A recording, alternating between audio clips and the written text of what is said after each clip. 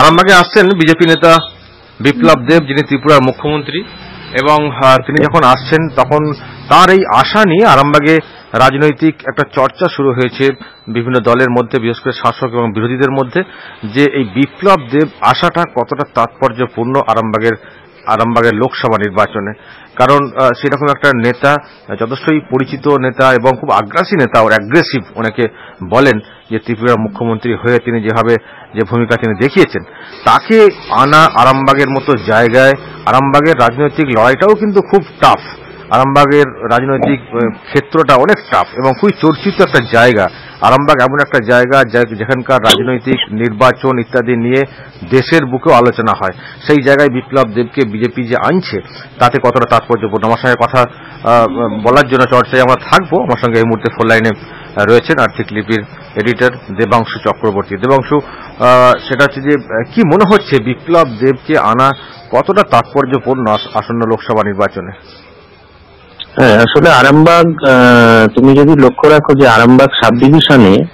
এই যে বিভিন্ন ব্লক যেগুলো রয়েছে, বিভিন্ন ব্লকেই মাঝে মধ্যেই একটা শাসক দলের মধ্যে গোষ্ঠীদ্বন্দ্ব বা যুব মাদার, এই নিয়ে আমরা বহুদিন ধরেই এটা চর্চায় ছিলাম এবং আলোচনা করেছি, যার প্রতিফলন আমরা গত পঞ্চায়েত নির্বাচনেও দেখেছি। তারপরেও বিভিন্ন বিভাজনের কথা আমাদের কাছে কানে এসছে সংবাদ মাধ্যমে থাকার জন্য।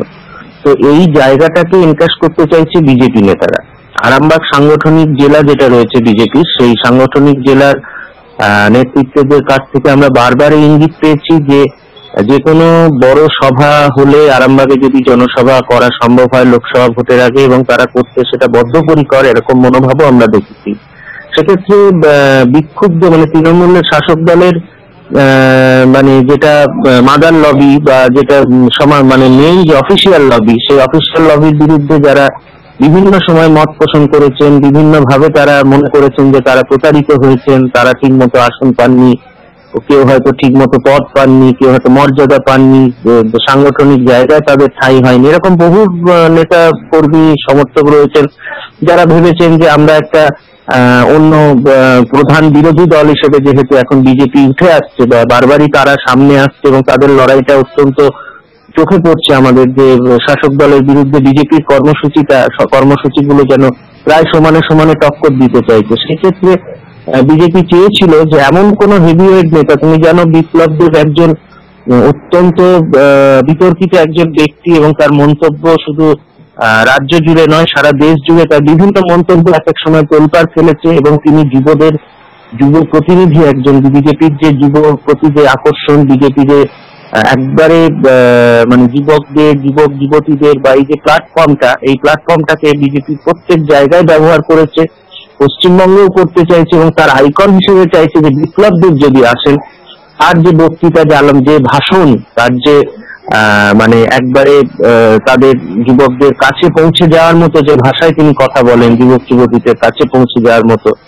তাদের উদ্বুদ্ধ করার মতো, তাদের ইন্সপায়ার করার মতো যে ভাষণ দেন, সেই ভাষণকে কাজে লাগিয়ে বিজেপি চাইবে যে আরামবাগে এই ধরনের একটা সভা করে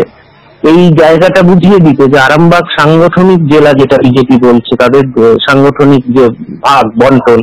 তাতে আরামবাগ সাংগঠনিক জেলায় আসন্ন লোকসভায় বিজেপি চাইছে যে এই ধরনের একটা সভা করে শাসক দলের বেশ কিছু জায়গায় ভাঙন ধরাতে। এটা নিয়ে কোনো সন্দেহ নেই। ওকে, তার মানে বিপ্লব দেব আসার পর, এবং সবথেকে একটা বড় বিষয় যে বিজেপি কিন্তু একটা কৌশলও নিয়েছে এবার, যে অন্যান্য বার কোনো লজে প্রোগ্রাম কর্মসূচি নিতে যাওয়া হয় তখন দেখা যায় মালিক পক্ষ আপত্তি করছেন, এনওসি পাওয়া যাচ্ছে না, কোনো মাঠে ক্লাব মাঠেও সেটাও পাওয়া যায় না, কারো চাষের জমিতেও আপত্তি হয়, প্রভাব খাটানো হয় কখনো কখনো, যেটা বলা হয়ে থাকে। তো সেই জায়গায় রেলের জায়গাতে জমিকে তারা আগে থেকেই পারমিশন নিয়ে রেখেছে, সেই জায়গায় তারা প্রোগ্রাম করবে, যাতে করে অন্তত ল্যান্ড হোল্ডার যারা ল্যান্ড লর্ড, তারা যাতে কোনো রকম আপত্তি না করতে পারে। সুতরাং সেই জায়গাতে বিজেপিও কি কোমর বেঁধে নামছে আরামবাগে? না, দেখো, এখানে আমি যেটা শুনেছি, যতটুকু তুমি জানো, আমি প্রায় দিন তিনেক আরামবাগের বাইরে, যেহেতু আমার বাবা এই লোক ছেড়ে পরলোকে গমন করেছেন, তো সেহেতু আমি যতটুকু সাংগঠনিক ক্ষেত্রে বিজেপি বা শাসক দল বা বিভিন্ন ক্ষেত্রে আমি যেটা জানতে পেরেছি, এবং পুলিশ প্রশাসন সূত্রে যে এই যে বিপ্লব দেব আসছেন, একজন আমাদের প্রতিবেশী রাজ্যের যিনি মুখ্যমন্ত্রী এবং হাই প্রোফাইল মুখ্যমন্ত্রী, শুধু মুখ্যমন্ত্রী নন, বহু চর্চিত মুখ্যমন্ত্রী, তো তিনি আসছেন, এই কনফার্মেশনটা পুলিশ প্রশাসন যে সময় পেয়েছে তার একবারে 2-3 দিনের মধ্যে একটা সভা, মানে তাদের ভিভিআইপিদের যে নিরাপত্তা দেওয়ার একটা প্রসঙ্গ থাকে, তাদের কে ঠিক মতো সভাস্থল পর্যন্ত পৌঁছে দেওয়া এবং সভাস্থল থেকে তাদের গন্তব্যে পৌঁছে দেওয়া, এই জায়গাটায় কিন্তু পুলিশ প্রশাসন মানে নাভিশ্বাস ওঠার প্রায় জোগাড়। কারণ এই এত স্বল্প সময় তারা কি করে এই ওরকম সভার অনুমতি দেবেন সেটা নিয়ে আমার মধ্যে যথেষ্ট দ্বিধা রয়েছে। কিন্তু তবু বলবো যে প্রথমেই বিজেপি যেটা প্রথম যে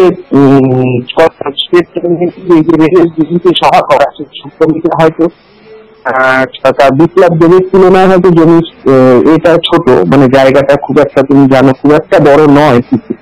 তবু মানে প্রথম স্টেপটায় যে তারা বাধা পায়নি এটা একটাই কারণ, যেহেতু রেলের জমি। কিন্তু দ্বিতীয় ক্ষেত্রে এগুলো প্রশাসনিক যে পারমিশনটা, মানে পুলিশ থেকে বা প্রশাসন থেকে যে পারমিশন, সেটাও কিন্তু এখনো ওরা চূড়ান্ত ভাবে পায়নি বলে আমি জানি। আশা করি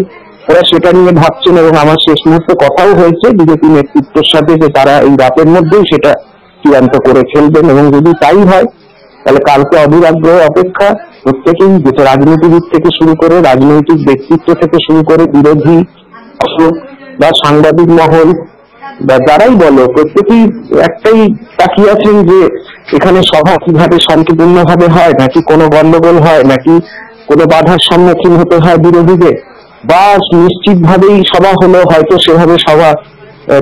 বিজেপির কর্মী সমর্থকরা আসতে পারলেন না বা যোগ দিতে পারলেন না বা ভয়ে এলেন না, কি হয় পরিস্থিতি পুরোটাই কিন্তু একটা টালটাল উত্তেজনার মধ্যে দাঁড়িয়ে রয়েছে। একেবারে অসংখ্য ধন্যবাদ দেবাংশু চক্রবর্তী, আর্থিক লিপির এডিটর, এক্সিকিউটিভ এডিটর, আমার সঙ্গে এতক্ষণ ফোন লাইনে ছিলেন। নমস্কার।